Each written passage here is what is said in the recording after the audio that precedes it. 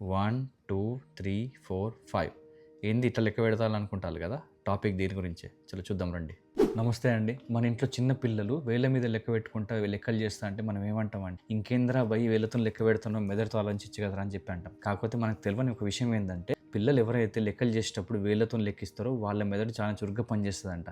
ఇది American psychological association వాళ్ళు చేసిన తాజా రీసెర్చ్ చెప్తున్నమాట.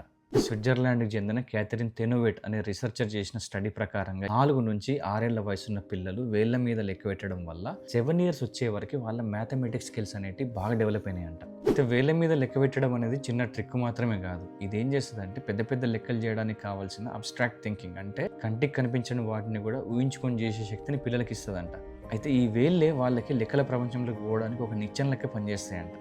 మనకి అబాకస్ అనే మెథడ్ తెలిసే ఉంటుంది. అందులో ఒక చిన్న ఫ్రేమ్ ఉంటుంది. ఆ ఫ్రేమ్ లోపల రాడ్స్ ఉండేసి బీడ్స్ ఉంటాయి. పిల్లలు పైకి కిందికి అనుకుంటే లెక్కలు చేస్తారు. అయితే ఈ అబాకస్ మెథడ్ని ఫింగర్స్తో లెక్క పెట్టుకుంటే చేసినాం అనుకో ఇంకో ఎక్స్ట్రాడినరీ అయిపోతుంది. జనరల్గా అయితే మనం 10 వేలతో 10 లెక్క పెడతాం. కానీ దీనివల్ల ఏమైందంటే మల్టిపుల్స్, అడిషన్స్, సబ్స్ట్రాక్షన్స్ ఇవన్నీ చేసుకోవచ్చు.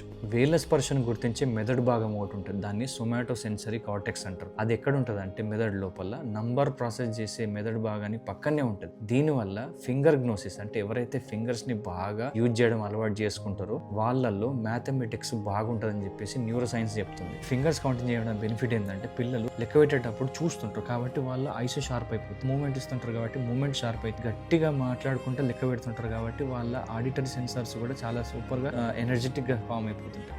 చాలా మంది స్కూల్లో టీచర్లు కానీ పేరెంట్స్ కానీ వాళ్ళు లెక్క పెడతా అంటే మానేయండి రాబాయ్ అని చెప్పేసి ఒత్తిడి తెస్తూ ఉంటారు. ఏదో నామోషిగా ఫీల్ అవుతూ అంటారు. అవసరం లేదు. వాళ్ళే మానేసేంత వరకు లెక్క పెట్టుకొనివ్వండి. చేసే చిన్న లెక్కలు రేపు పెద్ద క్యాలిక్యులేషన్స్కి పునాదేస్తాయి. ఇక నుంచి మీ పిల్లలు వేలతో లెక్క పెడతారంటే సంతోషపడండి. మీరు కూడా వాళ్ళతో పాటు కూర్చొని వేలు లెక్క పెట్టండి. మీ పిల్లలందరూ మేధావులుగా కావాలని చెప్పి కోరుకుంటున్నాను. చలో బాయ్.